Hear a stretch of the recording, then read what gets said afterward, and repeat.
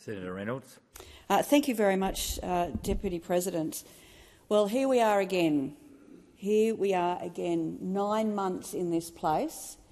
The Greens and the Coalition MPs locked as one to try and get the smallest degree of transparency from those opposites. And yet again, they fail to provide.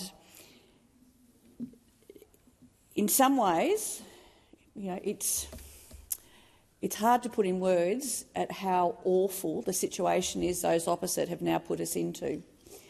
And 9 months of this place trying to get the most basic information from those opposite on the largest public policy reform over the last 30 years in this country.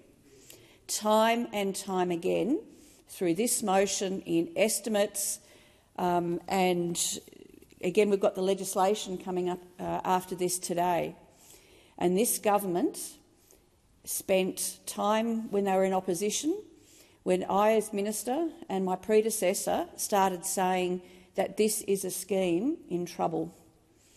It was created far too fast by those opposite. Instead of having a long runway to design and develop the scheme, to trial it, to work out how we bring people in a methodical way into the scheme, make sure they had the supports they needed, and made sure that this scheme was only for those that it was designed for.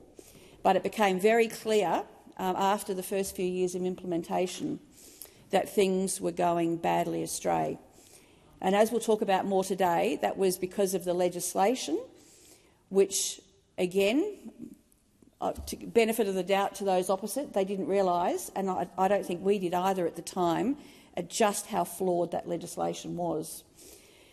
So here we are, over a decade later, and this is a scheme that, by design by those opposite, has no brakes on it. With Medicare, PBS and all other demand-driven schemes, those who control the purse strings are able to manage the two drivers of cost, people who are eligible for the scheme and how much they get paid.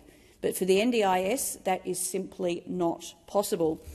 And Bill Shorten the Minister has spent 2 years after coming into government saying that there was no problem with this scheme. He spent more time worrying about how he could insult me, insult my intelligence, and he's still doing it, as yesterday in op-eds. And if he'd spent less time worrying about all his zingers of insults and actually spent his time worried about the design of this scheme, 3 years after we rang the bell that we needed to work together to fix this scheme to make sure that it provided certainty for everybody with a serious and permanent disability. But no, what has he done over the last 2 years? This minister has spent the 2 years with a review that was never needed because we had already had reviews. We know what the problem is with the scheme. They are many. None of the real problems with the scheme are easy to fix, but they can be fixed. And he has now left it 3 years, and the scheme has got worse. In fact, over the last year alone, under his watch, the scheme has increased by over 21% of taxpayers' cost. And instead of actually working across the chamber, and we've all, on all sides of the chamber, have reached out to say, let's work on this together. He's had NDAs with the sector for this legislation. He's had a review that the government, after it was reported in December, we still don't have a government response to it.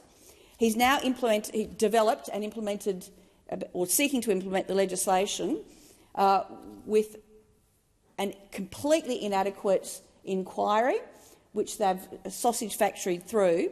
They've already come up with a whole raft of amendments because the legislation is so bad.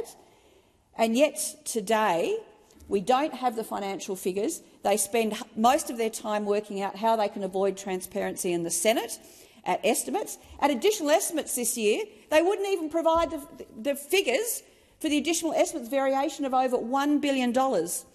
So if they had put more effort into redesigning this to save this scheme, to put the controls in place, to renegotiate the intergovernmental agreements with states and territories who have completely abrogated their responsibilities to the other 4 million people with disability that they were supposed to look after.